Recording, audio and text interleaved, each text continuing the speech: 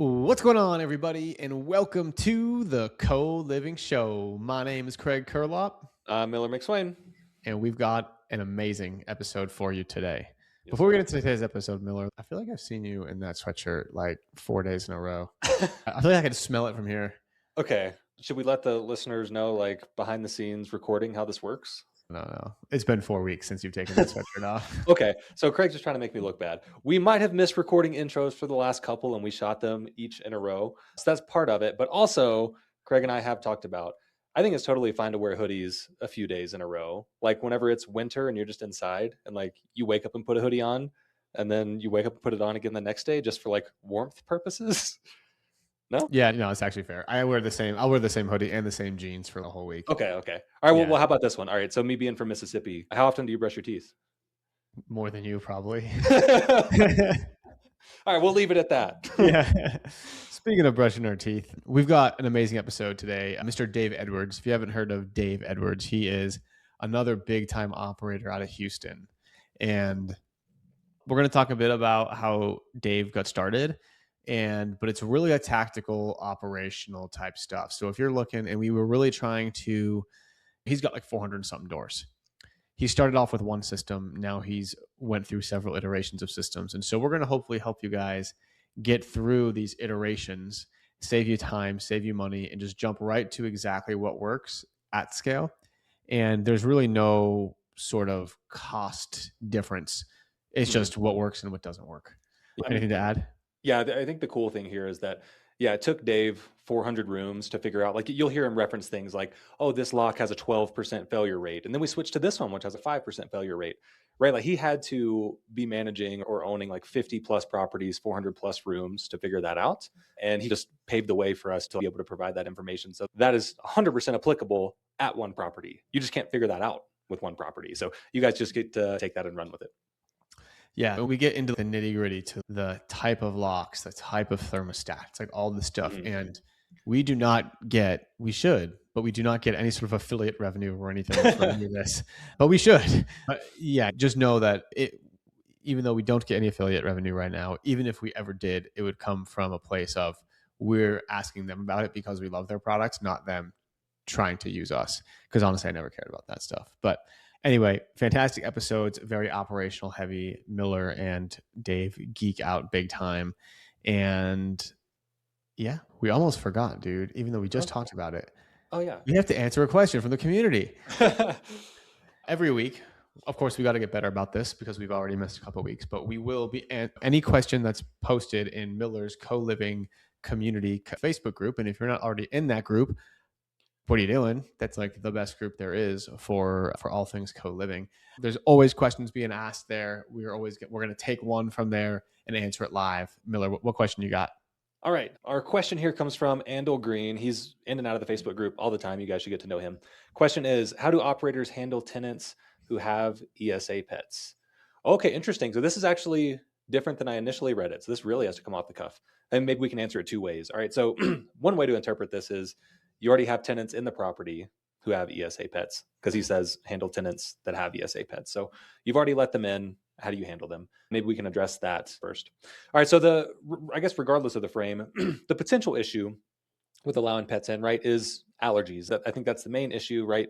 You have a co-living property, there's shared spaces. If there are pets, there's potential allergens in the air, and then incoming tenants may have allergies. Yeah, if you currently have ESA pets in a property, I guess if there's nothing going wrong, then there's nothing to necessarily do about it. But if you do see that there are tenant complaints, for example, we do have a property right now, a property that I'm managing with Craig, and it is that sort of situation. Historically, I've never allowed pets. Now that I'm managing this property, there is a cat in this property and there's someone complaining about allergies and all that.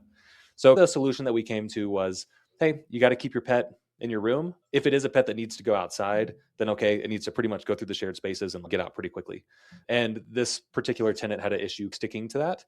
So we both just came to an agreement that it probably isn't like a great house for them in that case, because the other tenants can't be around their animal, and this person doesn't want to leave their animal in the room. Totally understood.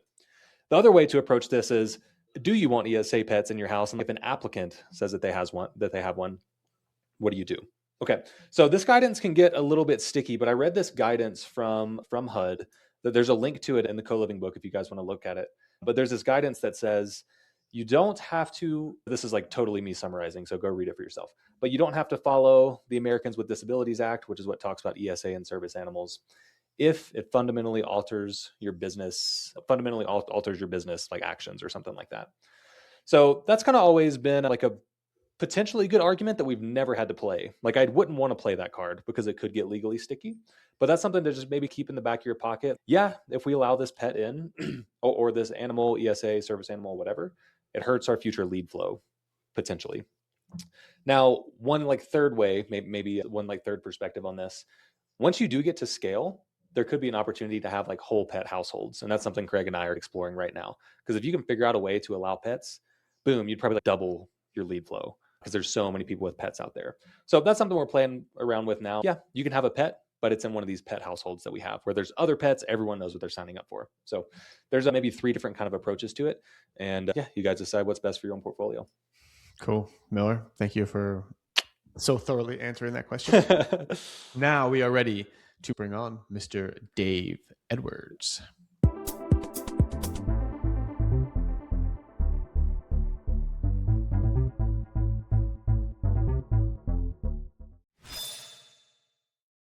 Dave Edwards, welcome to the show, my friend. How you doing today, bro? I'm doing good. How you doing? Good, man. Have you missed me? I like the hunter glasses for a podcast. Like you're hunting for answers. Hunting for answers. I'm looking outside right now just in case I see something. I got my weapon here, and if you hear a gunshot, it means I got something. Or I actually probably just missed, but that's usually how it rolls. Awesome, Dave. Welcome to the show. For those that don't know who you are, they're probably living under a rock, but why don't you tell the world who you are, how you got into co-living, and your origin story with co-living? Yep. So I got into co-living in 2021, which is what, almost 5 years ago now? Because I got into it in March after a failed single family home rental, right? I moved down from New York to Houston 2019, early 2020, with the whole purpose of just getting out of New York because I have kids and getting into real estate. Houston, hot market for real estate. Bigger Pockets was touting Houston is a great market to go to due to the rent rule, right? The 1% rule is very easy to attain here. So I moved down, got my first property, got another one, did a flip with that one, but the very first one, we set it up for a long-term rental. Hit all the numbers, looked great, made the mistake. A lot of people do. I went for the property in the not so good neighborhood, but the numbers all worked, looked great on paper. Learned my lessons that first year. Through that year, the tenant paid. Throughout the first year of COVID, she was paying, like, no problem. Then disappeared in November. We put the 30-day notice on that door. I walk in 30 days later in the middle of December, and we've got spray paint on one of the bedroom doors. She had spray painted her daughter's door pink, and the AC register right above that door. And it must have been on at the time because the entire house lightly pink. You would squint and you would see that the granite countertop of the kitchens is pink. It was like if you took your monitor and you red shifted it a little bit, right? Oh my gosh. Like everything. It was messed up. But to get to that door, I had to walk past a professionally installed stripper pole. Oh no. It was Well, well maybe that done. was the vibe she was going for. The pink around the house, the stripper pole. You think it was an accident? No. What's doing, man? She ended up, it looks like she lost, we found some mail and I pieced it together. It looks like she lost her job in late March, early April that she had when she moved in. And she was a hustler. She made the house into a strip club.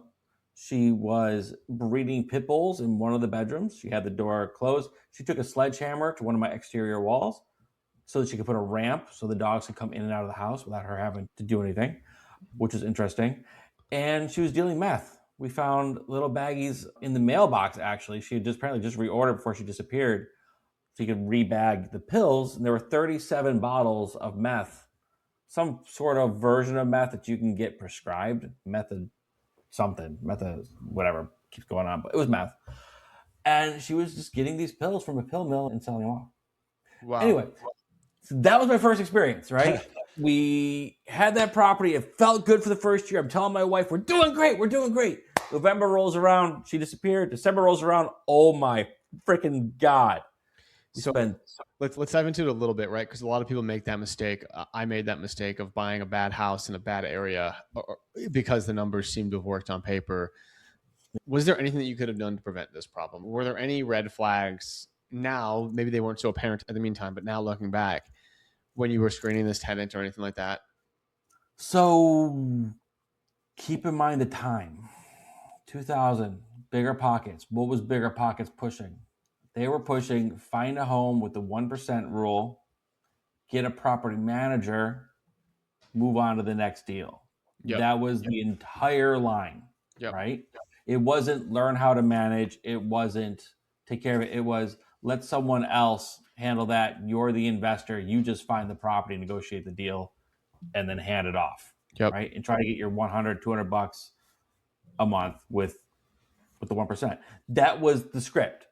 And that's what I was following, right? Yeah. So I did see her background check. She looked great. She had a job. It was work from home job. I figured 3-bedroom home, single mom, room for her daughter, room for an office. Perfect. She's going to be great. Again, look great on paper. I think she literally just lost her job in the middle of COVID and freaked out for a little bit and then hustled her ass off to get something going, right? Now, she may have leaned a bit too much into things that are I don't know how much I would fault her. I do say that I lost money on that property. Did you end up selling it? Yeah, I ended up selling that one.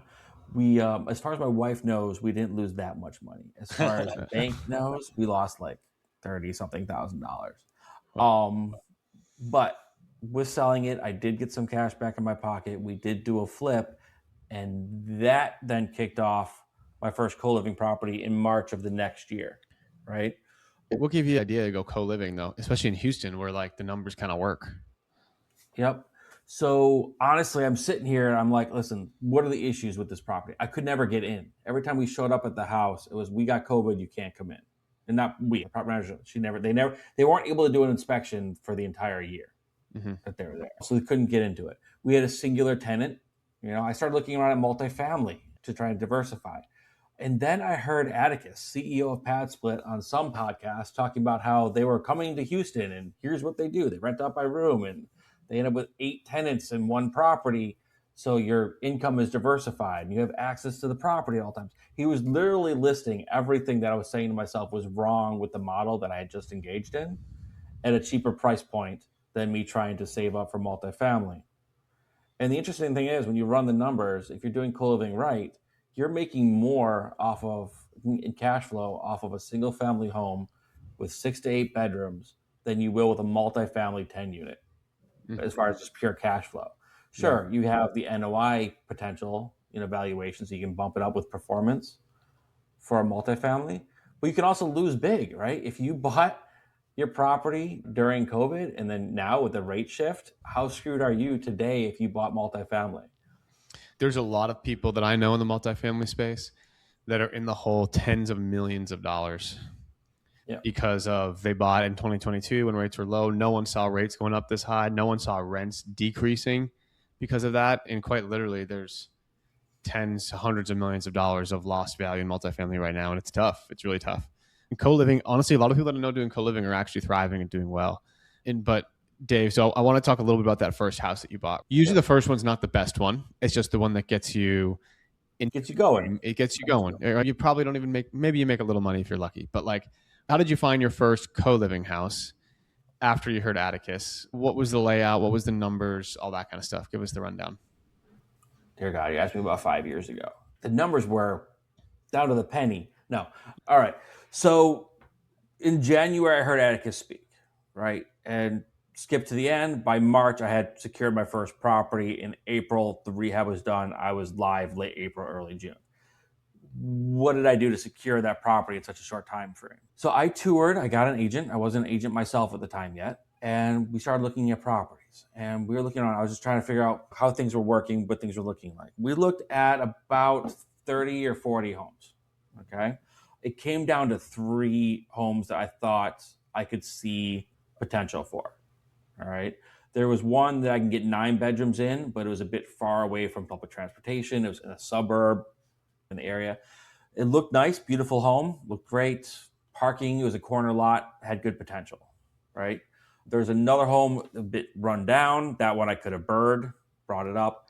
And then the third one, the one that I settled on, this one was actually my very first property in an HOA, but an extreme low cost HOA. And I looked at it. That community is like 75, 80% Hispanic.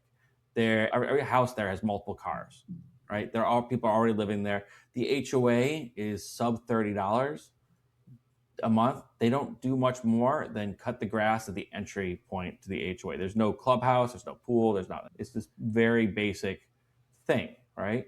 And you'll hear a lot of people say, do not do co-living in HOA, it can change. There are exceptions. Again, if the whole area would revolt if you said you can't have X number of people living in the house, you're probably pretty safe. Dave, Right. is there a rule of thumb there that you have? So now you are an agent, right? And you have to help Yep. clients buy co-living properties. When you're looking at a property that's in an HOA, is there some sort of cutoff criteria for, hey, this could work in this HOA, or heck no, stay the heck away from this HOA? Yep. So my quick cutoff is if it's over $30 a month, at least in my market. If it's over $30 a month, then they're going to be more involved. They're going to be more NIMBY. There are plenty of low cost ones that are they're just kind of there. They don't do much. That's my quick cutoff. And then you start digging into it. With ChatGPT now, it's so much easier, especially since I've already programmed my ChatGPT what to look for. Now I just grab the CCNRs and I'll build it into chat and be like, all right, is there anything in here that's going to affect me? This particular house I bought, the first one, there was something that could affect me. It did limit max potential, and that was you're not allowed to convert garages, right? The garage must remain a garage. Right, you can't. Now, that didn't matter as much because it's still penciled out as an 8-bedroom. I didn't need to convert the garage to make it to a 9 or a 10-bedroom.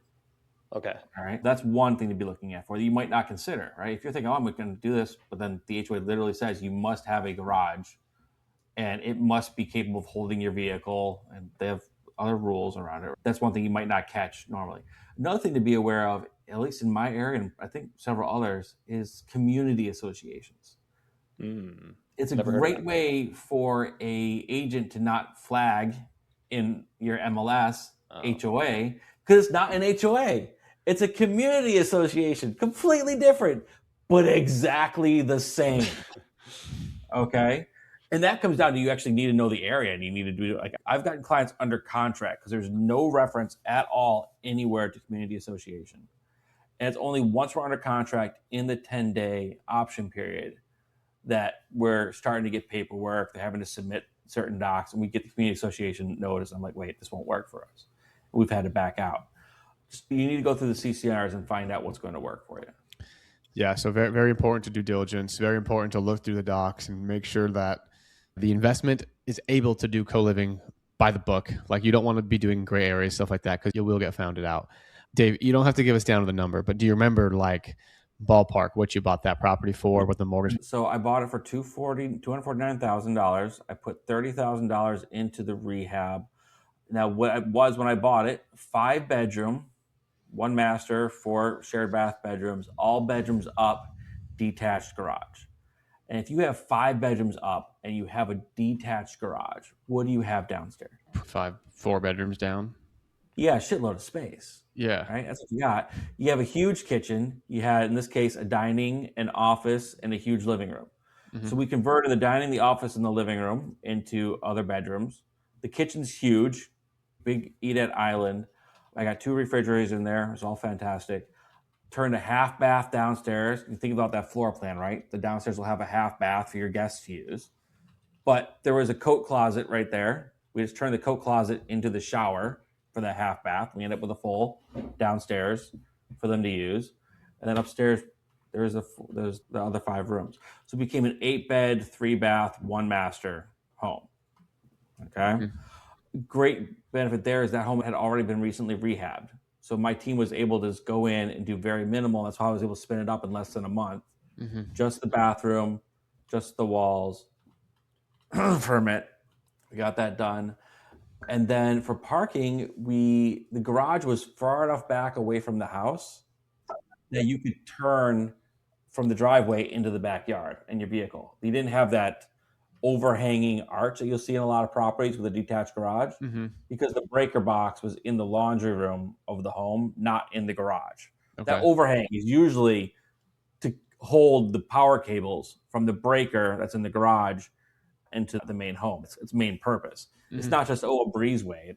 It's there to hold your wires. But with the breaker box in the main home, super easy. We just turn it. I just graveled over that whole backyard. It made it to parking for 6 cars in the back, 2 cars on the street, 100% parking. And then the bus is just about a 10-minute walk away. So, Dave, do you have any worry about? So, you mentioned like the HOA had certain rules about the garage conversion, for example. Do you have any Yep. worry that they might update rules over time, like when they see that you gravel a portion of your yard or something like that? Or like, how do you assess that risk? Yep. So things in the backyard of an HOA on scene are generally even covered by state law. Like they're not allowed to prohibit anything. Another element of this is when I'm looking at an area, I Google Maps it, and there are so many other houses that have done exactly the same thing, and they've got like boats and RVs and everything back there for other properties. It's just I don't see them picking a fight. Okay. Honestly, could they? Could an HOA change something? They always could change something. That's why the exit strategy is there. With this one, for about $3,000, you can knock down the walls that we put up, repair the ceiling, repair the floor a little bit, and you've added value to the home now with an extra full bath downstairs. Heck, you could leave one of the bedrooms. You could leave the office converted as a bedroom, and now it's a Mm-hmm. 6-bedroom, 3 full bath property. That'll sell off, especially in that area, to a large Hispanic family, like within a Yeah. couple of days. Yeah. So I do like how you're thinking of exit strategy a little bit. And we've got a couple tips and stuff that we do like that are super minor, but instead of nailing the drywall to the ceiling, we might screw it. So that way you're just patching up a couple holes instead of ripping whole things out. Yep. You kind of have to assume that you're going to replace the floors anyway. If you sell a house, you should replace the floors. Like it's going to look better. And so that stuff I think is really good, Dave. For the floors, especially if you have like stone floors, Yeah. you don't need to bust through the tile. No. We blue tape, so painter's tape, Yep. and then we super glue the 2x4 to the painter's tape, and then it's from there. It's just held there with the pressure from the studs between the ceiling and the floor. Yep. So later, when we have to go move, if we ever have to remove a wall, you just literally unscrew, you knock the wall down, and then you can just rip the bottom 2x4 off of the blue tape, and you didn't damage the tile. Yeah. That's brilliant. Yeah. Okay, I want to move on to, but I also want to just get the high level numbers on this one. 250. Yep. Do you remember roughly what the mortgage payment was? I think it was like 18. It was like 1850, something in that area. Okay, so 1815. What were you getting in rent? We were getting just under $6,000. Okay, so 6,000. Let's call it 6,000 on rent and $2,000 payment. You're basically cash flowing $4,000 a month on this one property. You have another expense. You have the cleaner, the landscaper, the pest control. So I was only cash flowing about 27.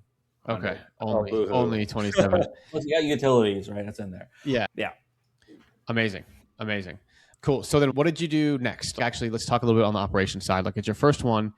What systems did you set up in the first one? We've got a lot of listeners that are either on their first one or on their way to the first one. What would you recommend get set up immediately in the first one? Yeah, and Dave, whenever I talk to you, I always hear you talk about, oh, that was my V1 camera, that was my V1 log. Now here's my V2, here's my V3. So yeah, I'm really curious about your V1 and how far it's come. Okay, so when I started, I had no systems, right? I was literally with that first one figuring things out as we went along. We go in, and I know I need locks on the doors. So I went with Yale. Yale was what was out there, expensive, like $450 or so per lock, and I had the front door and the back door, right? Didn't have cameras up. I had on the interior these Me locks. Like a lot of people, like back in the time, that was what they put in. They're like silver little locks. They went in. Over the years, we determined that those Me locks had a 12% failure rate within the first year, just under 20% failure rate by year 2. Generally, just the buttons weren't very good, right? So they had a failure rate, and I replaced locks over there a few times with the same ones. I did some things that went above and beyond what Pad Split typically recommends. So the very first was Pad Split when we launched with it, right? Atticus got me involved on it. When I launched, I had my master bedroom, and I'm like, all right, my master bedroom I'm renting for $225, $240 a week. All right. I looked at the other bedrooms, all decent size, and I was like, how can I get these rooms as close to this up to the master bedroom in value and price as possible? And I settled on putting in desks, putting in office chairs, and putting in TVs and more art than recommended in every room in the home. So I started the amenity war, basically.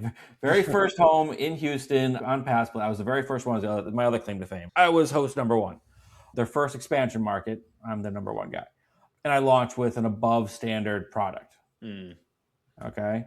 Everybody else started launching, and they're all just listening to the pad splits basic guidelines.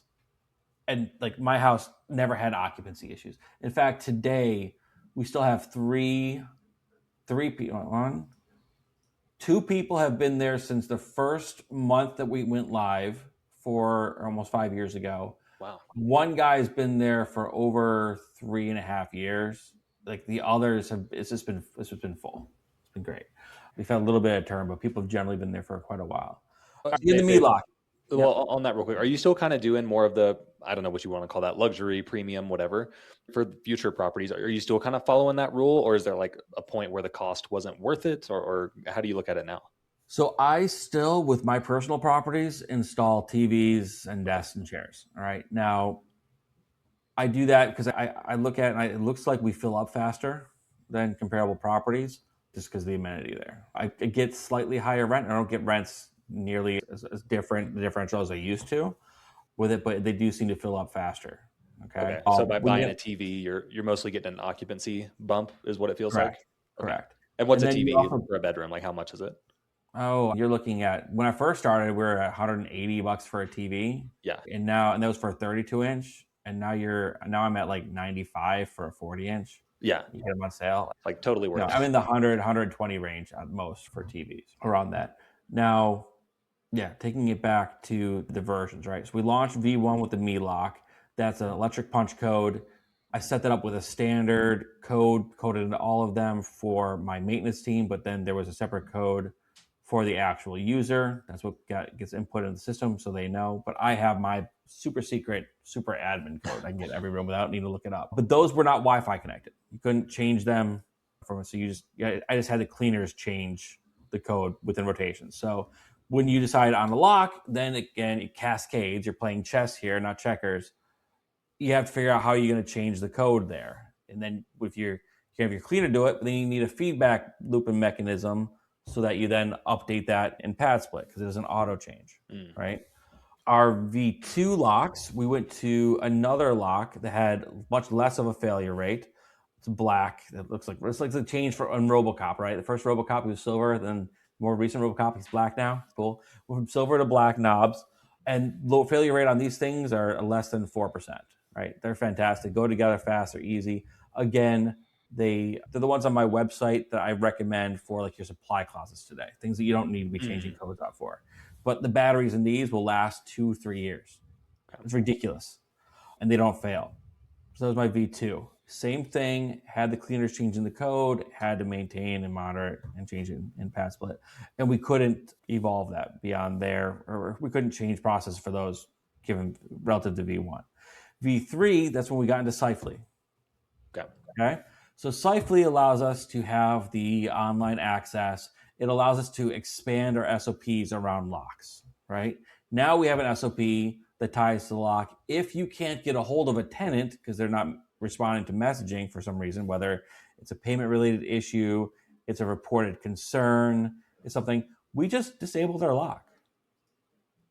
And now the lock's not working. We can do that remotely. And now they're reaching out to you to kick off that communication.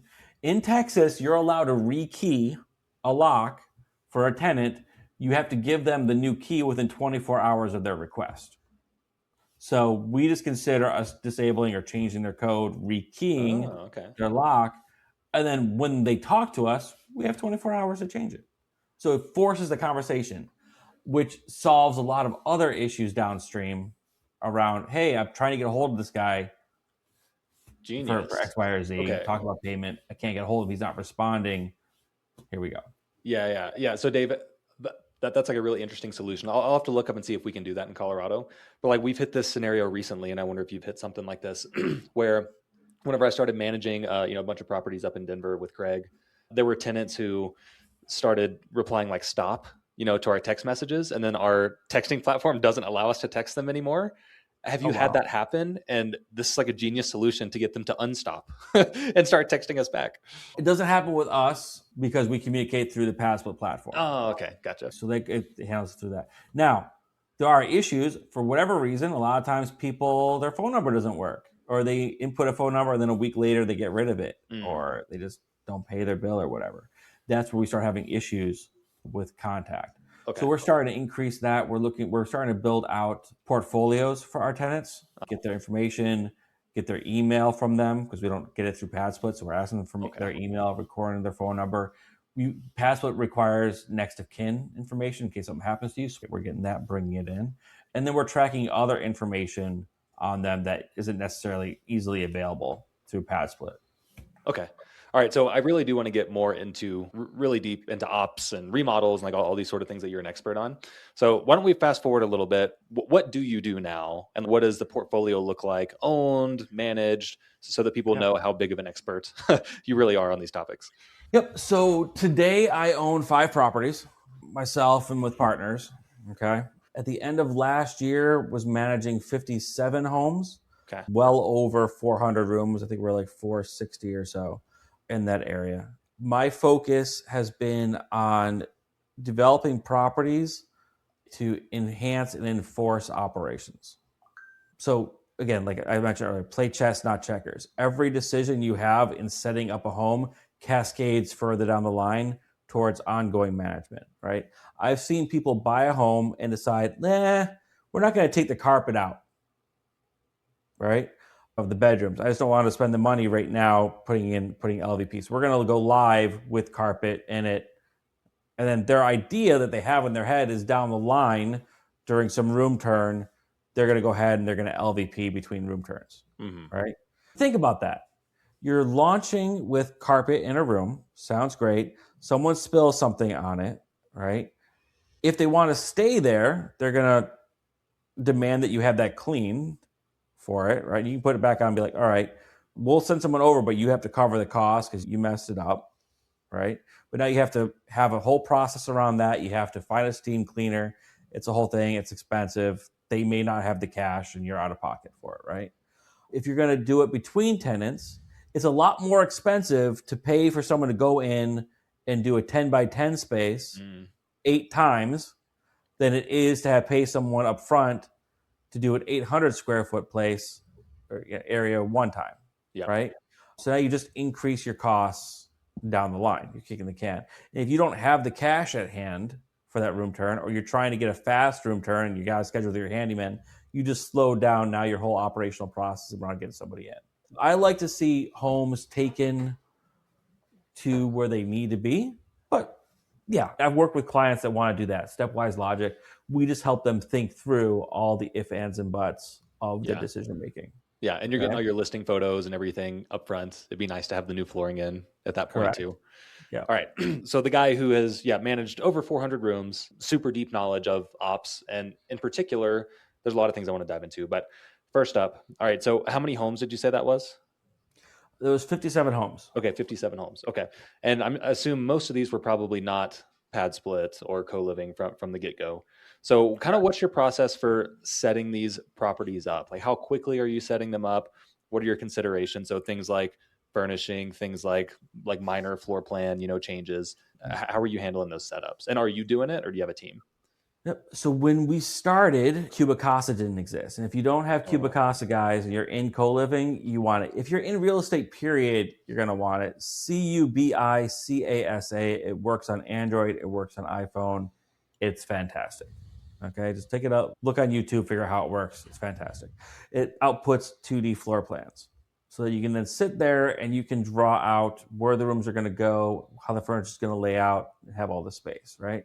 But when I started, it didn't exist. I was going into a house with blue tape, painter's tape, to paint down where the walls were going to go, the doors were going to go, and a laser measuring device, and a block of wood for the laser to bounce off of sometimes if I was trying to split a room in two, right?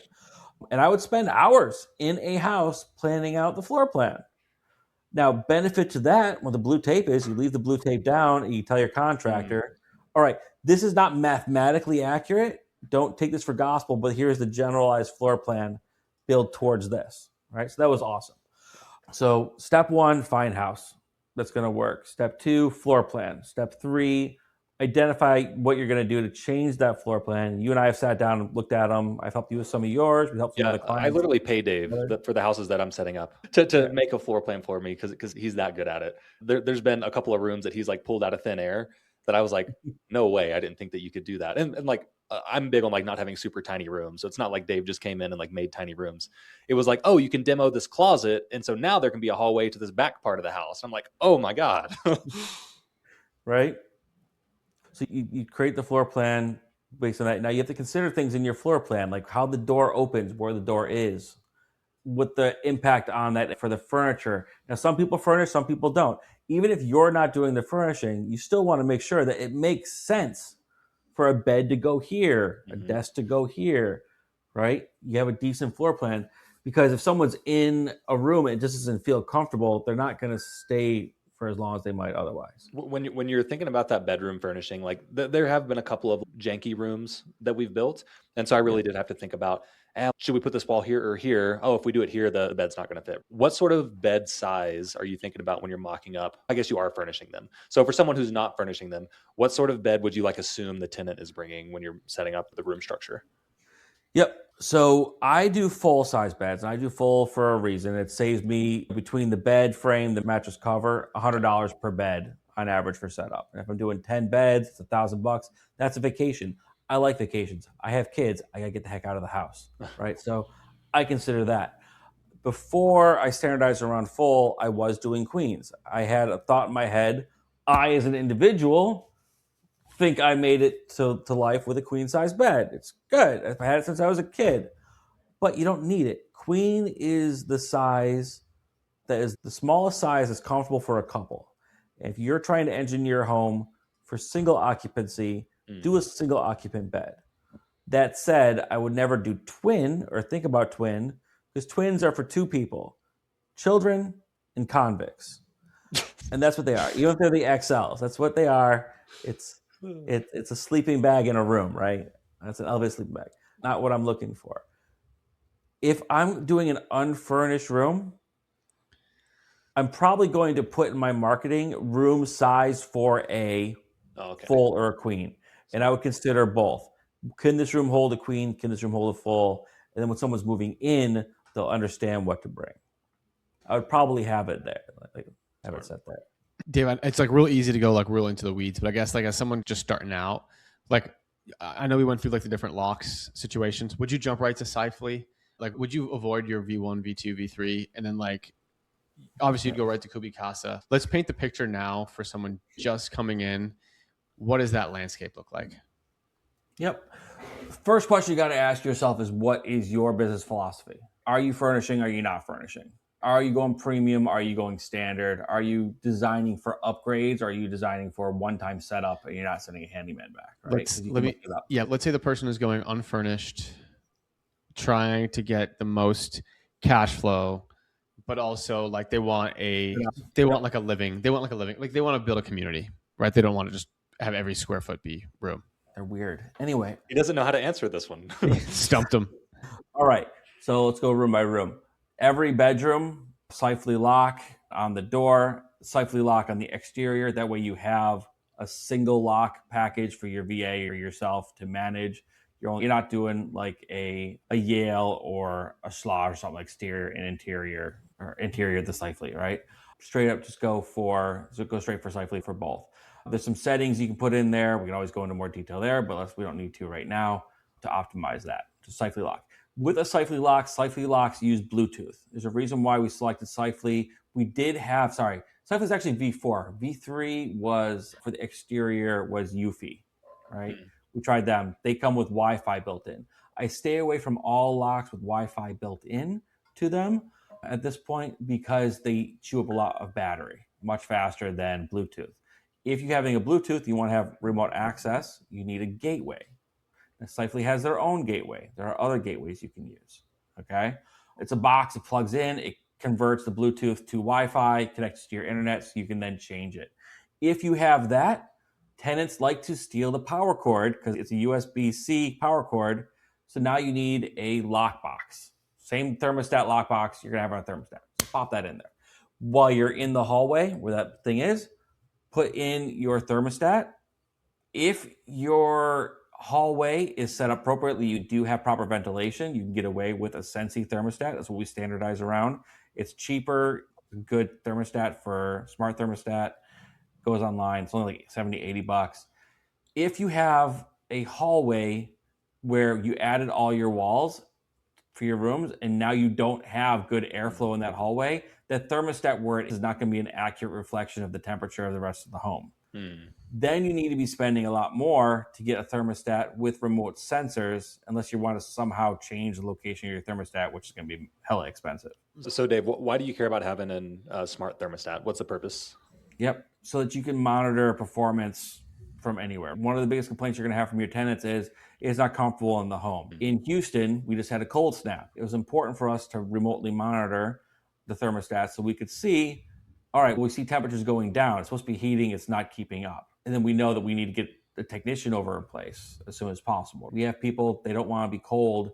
You got to take care of it. It's also good to have that Wi-Fi enabled equipment so you can use it just to check and see if the internet's working in the home. Someone complains the internet's not working. Oh, well, I can clearly see the thermostat's working, so you have a user problem. And then that directs you on how to solve a user problem instead of thinking it's a technology problem from the get-go.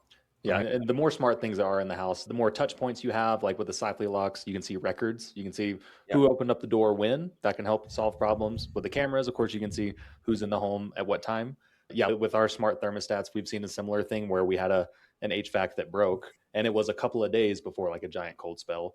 So thank goodness we knew that it wasn't heating up because the tenants did not tell us. A lot of the time, when you have 8 people in a house, room A assumes that rooms B, C, and D would have told the landlord about something going wrong. So the more transparency, the more like eyes that you can have on the property, the better. And even over the thermostat, like with the Ecobee one that we used to use anyway, you could see when did someone walk past it recently. Like you can see all sorts of stuff.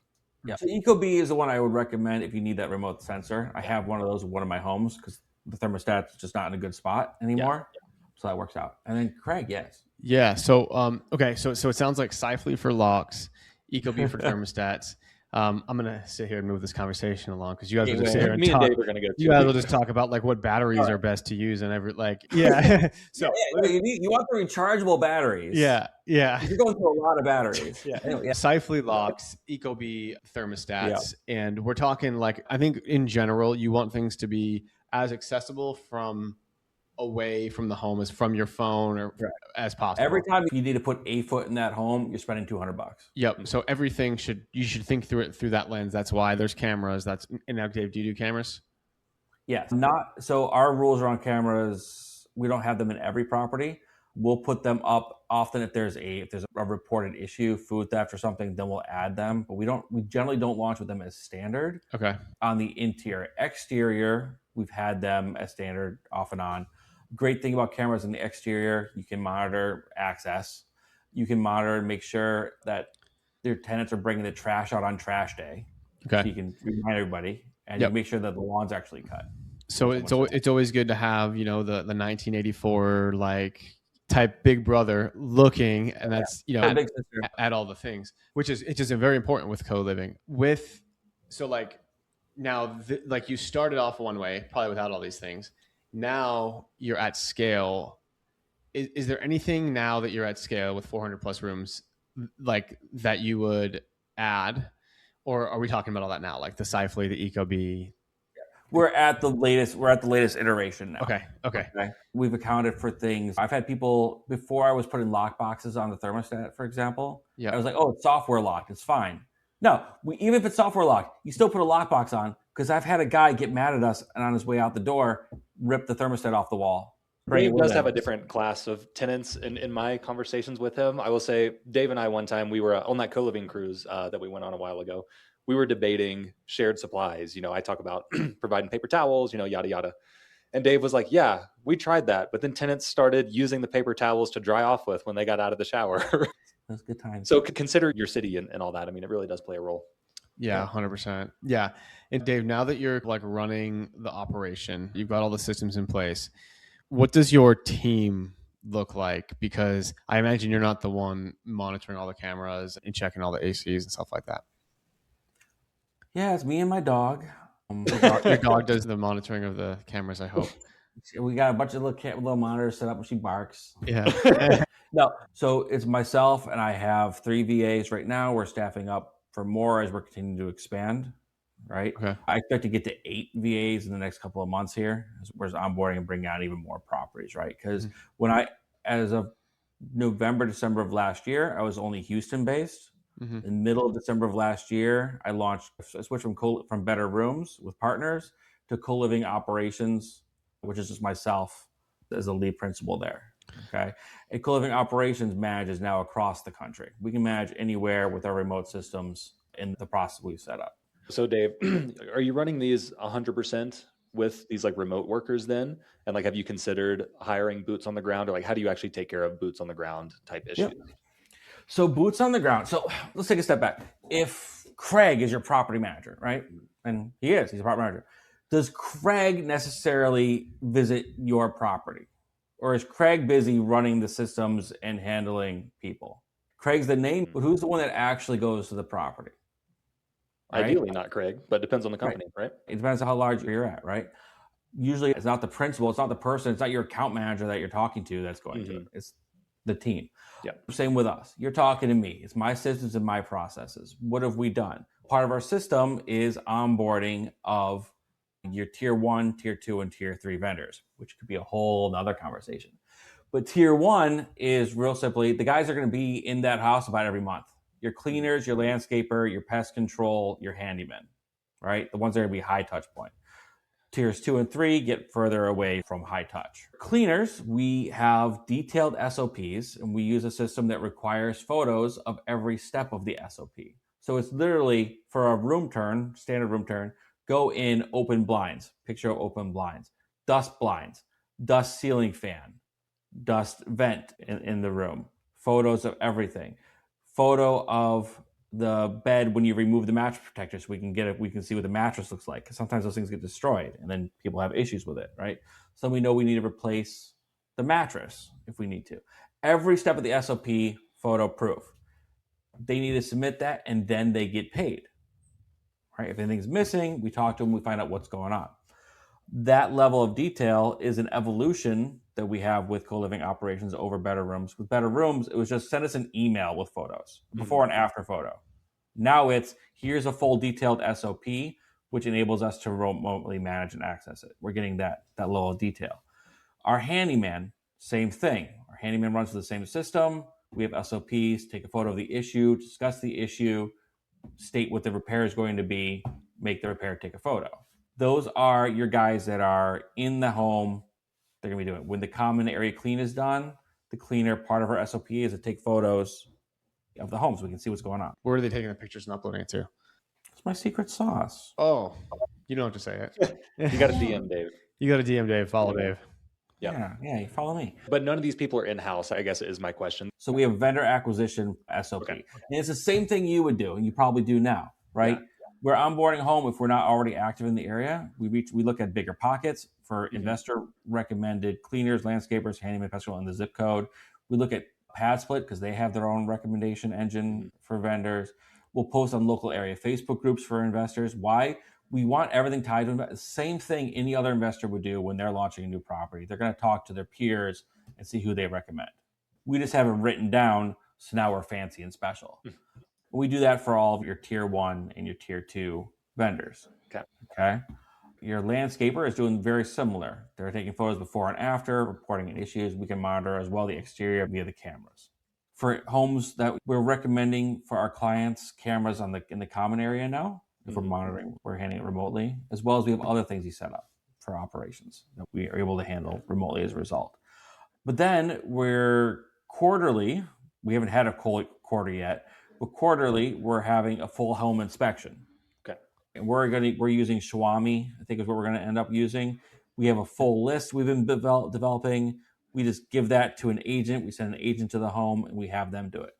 Why you want a independent third party doing that quarterly checklist? You don't want it to be your handyman doing it or your cleaner doing it, because they're invested in what the house looks like, right? If you send the handyman over to do your quarterly inspection, he won't tell you about that door that's been messed up for a month because he didn't tell you a month ago when it got messed up. He'll just let it ride, right? You get that third party in there, they're going to identify things for you to deal with. So we're running it that way. Okay. And that gets us all the eyes that we need in the property to see how things are doing and make changes. Dave, with the systems you have now, between all the smart stuff, obviously, in order to scale, you just got to kind of have to hire more VAs and have more handymen and that kind of personnel. What's stopping you right now from scaling? What's the bottleneck? Nothing. I went from $0 in revenue with co-living operations to a little over $8,000 today in about a month. Wow. My original goal for the year was 120 homes under contract for management. I'm expecting to hit that in 6 months now. Wow. And you're doing that nationwide. So, I'm here able to do it nationwide. The biggest challenge I have is I was hoping to launch and provide more support for off pad split, but it's coming down to a business decision, honestly, right? Pad split, for all the faults that I have with them, and we won't go into that, just know that there are faults, provides, for me anyway, a stabilized platform from which to build my business against, right? So there's a lot of, even with the things that are wrong with it, we have solutions for what's wrong with it, right? So it provides a nice business foundation, right? If you go off pad split, now you have some people that want to use turbo tenant, some people that want to use a Nago, some people that want to use this. And we've tried standardizing around a Nago, right? And telling our clients they have to do that. And you get some pushback on it, right? Because they already have things in one way. So now you're adding multiple additional systems and processes and having to have different variations for it. As an operations guy, I like the clean ops that it's there. But also, it's just hella difficult for tenant acquisition. And Miller and I were talking about this earlier. It's not my area of excellence. And I guess the question I'm having right now is, do I divest my time from my area of excellence into another area? Or do I just keep the focus on what I'm great at? One of the guys, Michael, he was telling me the enemy of great is good. You got all these, you're great at these things, and you're trying to do these other things, which you're only good at. You're just going to damage yourself. Yeah. So Dave, Craig and I are off pad split. We've had guests on here that are on and off pad split. Now that you've mostly pad split, like you've seen the other side of it a little bit too, when would you recommend, let's say it's someone's first home. So like we're not talking about like huge scale, but someone's like first home. Right. When would you recommend they do pad split or not? Or is it always pad split or always not? So I think if you have a unique, not even unique, but a set of benefits. Like I think you get a lot of military guys. You're near the military bases. You have that hookup there, the connection there, the process. If you have that, you can do that very easily off pad split. You already have the tenant flow. If you are able to make connections with veteran support groups, you can fill your house with veterans and keep that reliably filled as long as you have a pipeline. If you can tap into a pipeline to provide to fill your rooms, if you're in the right location that the pipeline requires and needs, then that's a great play for off pad split. If you're just in an area like most of Houston is, which is, there's a need for housing, people need it, but there's no singular high volume, high intensity, high need pipeline that you can tie in, that you can just go right into it, then I think you'd be looking more at pad split, right? Okay. Because they're geared for that broader messaging, broader scale, taking the overall mass and congealing it down, right? Okay. And then squeezing out of the toothpaste roll into your home, right? Okay, so then the last question there, Dave. So pad split has, I'm not on the platform, so I'm not as familiar as you are. So they have their primary markets. And if you're in one of those, I think there's like a pretty good argument to be listed on pad split. If you're outside of those primary markets, can you still use pad split? And is it worth it? Because I think there's less benefits there. Okay. So if you're not in a core market for pad split, you can still use the software platform, right? Okay. They'll tell you, listen, we're not supporting you with additional marketing. Here's the platform, you can use it, right? Because they're focused on marketing in areas. So then you need to run into their own marketing. Little still secret, like 90% of people that come into Pad Split come in through Facebook Marketplace or Instagram. Oh, wow. That's where it is. So you just run that. Now, Pad Split does a lot of search as well, so they have the click history come through. But you can just run and your own ads driving it there. Okay. Yeah. Okay. Gotcha. Okay. So Craig just had to hop off. So now it's just me and Dave. So good luck, guys. Here we go. We're about to start going deep. Daddy's not around. Let's do this. Okay. Maybe we can do some debates here. I don't know. We've said that before. Let me check my calendar real quick. All right, we're good. Okay, cool. All right. So Dave and I have said we were going to debate before, and then we usually just end up agreeing. But let's just talk about a couple of like hot points where there's two different versions of co-living going on. Number one, bedroom furnishings, right? Craig and I, 93% are unfurnished, and then a portion is furnished. What's your split, and why is it that way? Yep. So everything I have is furnished. Even the off Pad Split homes right now are furnished. Okay. Next question. And why that way? Was there a follow-up? Yeah. Why do I like furnishing? Yep. I like furnishing because it gives me control. It gives me a standard. It enables marketing, enables a lot of other SOPs and processes that are there, right? Okay. And I built my furnishing around 4 tenets, right? Durability. So things that I have, the beds that I have, my recommended beds, several hundred of them in service. I've never had to replace one of the beds that I recommend. I've had to replace beds that my clients put in that I would never have recommended. Wooden frame, wooden slat beds.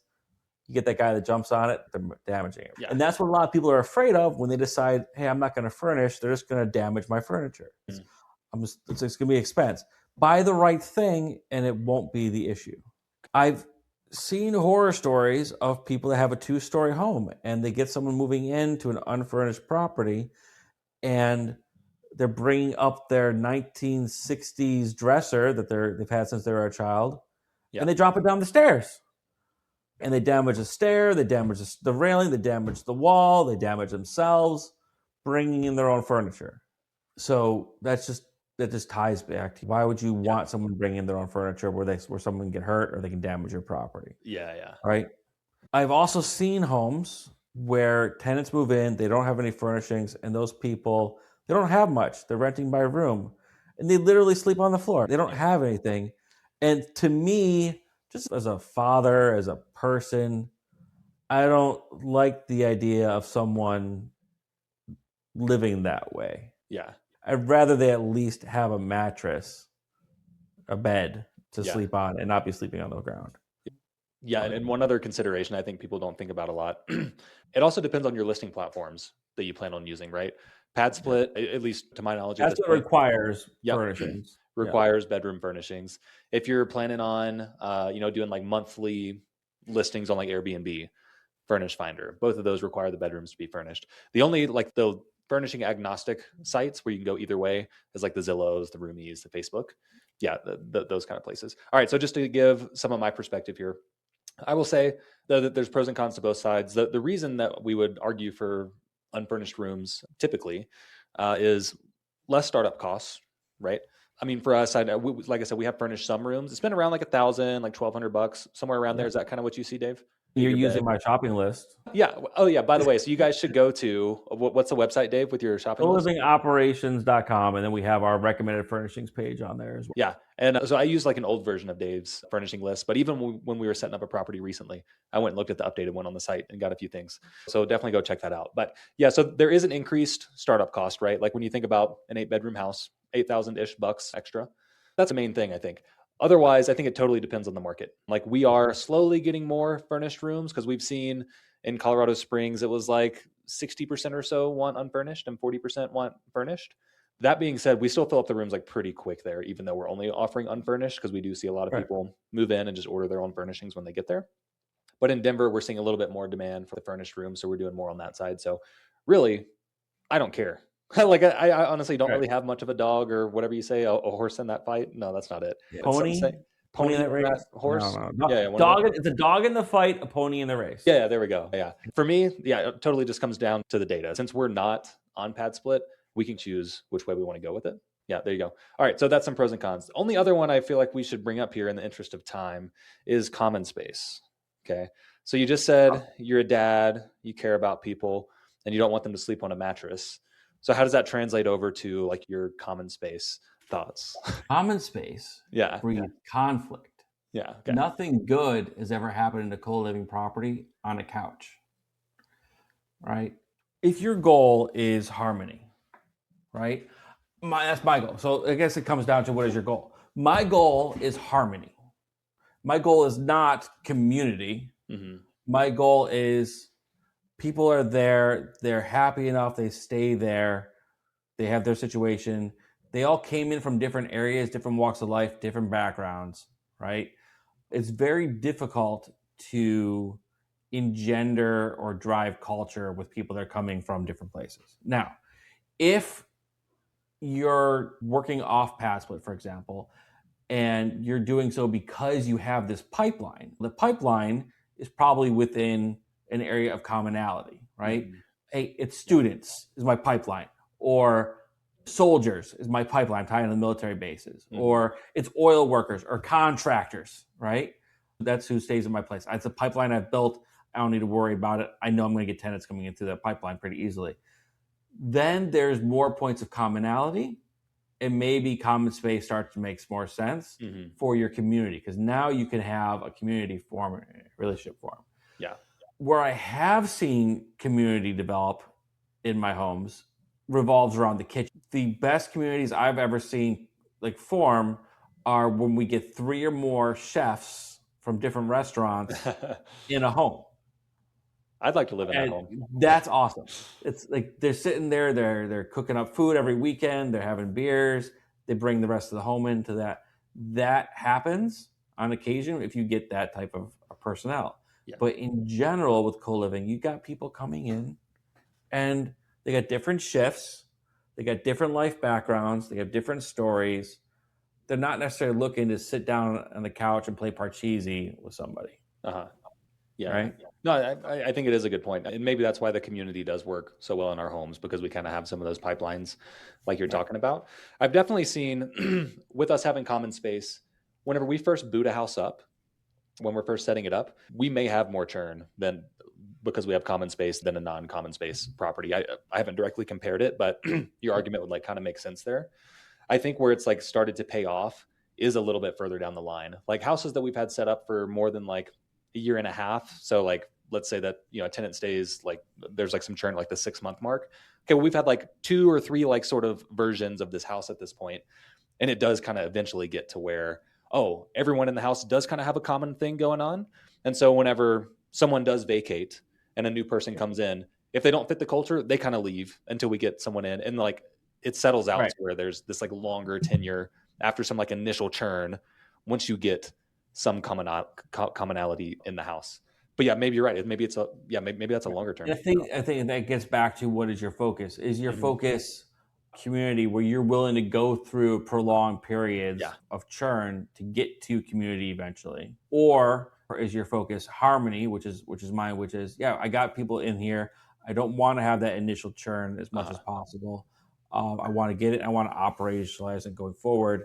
Maybe I'll have 1 or 2 people moving out, but I'm not going to have 6 people moving out because as a community, they've decided they hate Susan and they're moving out because Susan's in the home or whatever. Like, we've seen people that have done community have seen that. I've also seen community backfire where 4 people in the home realize, hey, we like each other.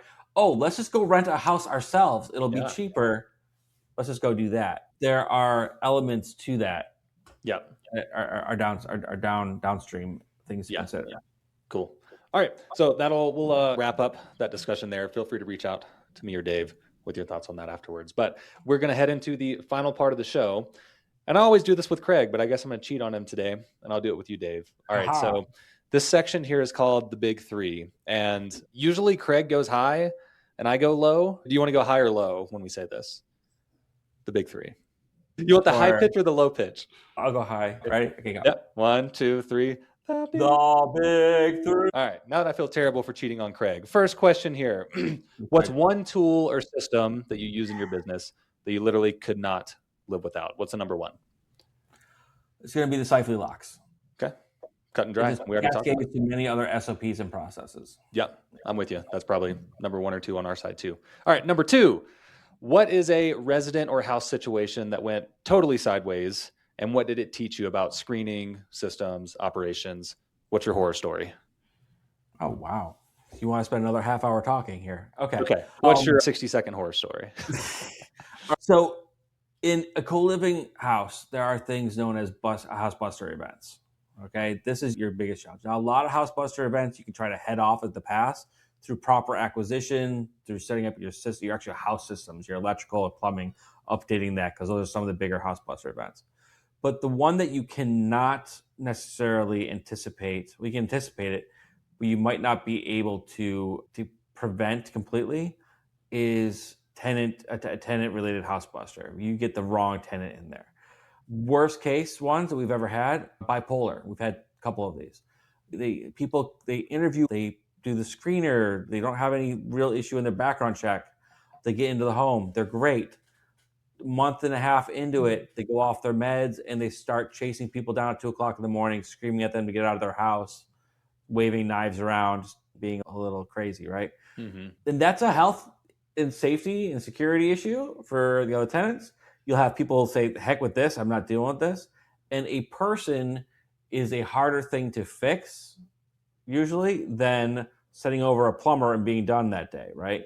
With a person now, you might need to go through the eviction process. It's going to take 30 plus days to get them out of the home, right? That's the horror story.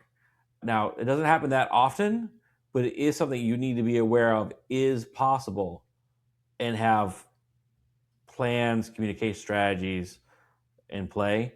The best thing that we were able to do here is have additional housing available so we can move people out if they need to. If they're saying, I'm going to move out, some might want to tough it in so you don't lose that revenue. You just shift it to another property you own or manage. But yeah. All right. Question 3, not including mine and Craig's group or this podcast, but where are you getting your best co-living content today? Where else should folks be listening, reading, watching? This can be self-serving. It's okay. Yeah, it's good. It's a good one. So there's a Facebook group called Co-Living Operations. Yeah. We're over 4,500 people now, which is insane. I would go there. I post content there sporadically, mostly weekly. I have a school that's actually being relaunched in February for co-living operations. Same thing, so you can find it there. We've got the Facebook group, Co-Living Operations, which, by the way, I did an interview with Miller, and that's posted there as well. You can go to colivingoperations.com and talk to me, schedule time with me. I have great content. I'm a good talker. Yeah. And then other than that, I mean, like YouTube, I guess. Yeah, so all of Dave's stuff is fantastic, and his Facebook group really is too. Like all the stuff that we talked about today, like when Craig wouldn't let us go deep, Dave goes really deep.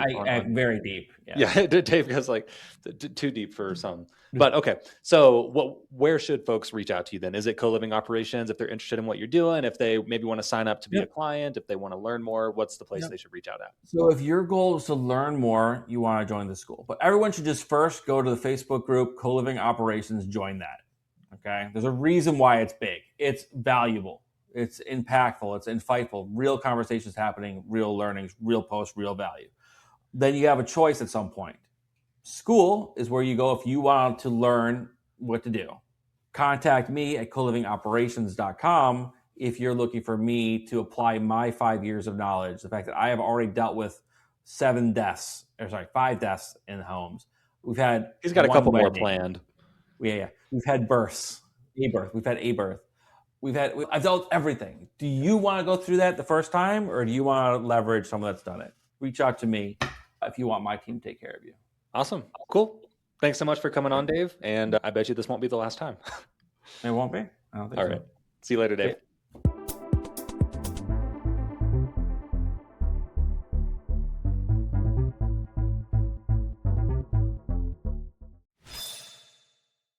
And that was Dave Edwards. Miller, what do you think about Dave? Yes, sir. Yeah, so as the listeners know, Craig dropped out towards the end there, and we just totally went deep without having a hall monitor around to tell us to, hey, bring it back up, bring it back up. Yeah, as always with Dave, we talk 2 or 3 times a week, and yeah, we spend 30, 40 minutes going deep on one topic. Glad you guys got to peek behind the curtain of what that's me and Dave talking about the ops and all the nitty gritty that goes along with that. Man, I'm so glad I left for that last part. Awesome. Yeah. Dave is he's like you, like just an operational genius, and just the way his mind thinks is really good. And what's different than yours, which also is good. And so it's always good to hear the different perspective and the different market and what works in different markets and all that kind of stuff. He's really built his business on the backs of pad split. And so if that's the way you want to go check out Dave's stuff. Like he works very well with pad split.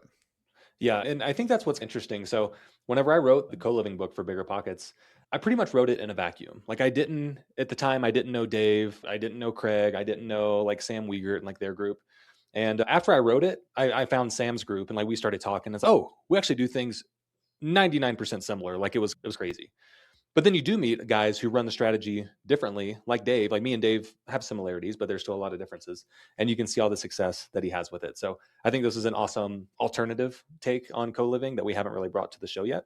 And yeah, glad that the number one expert, probably the way that he runs things, was the one to bring it to us. Awesome. Yeah.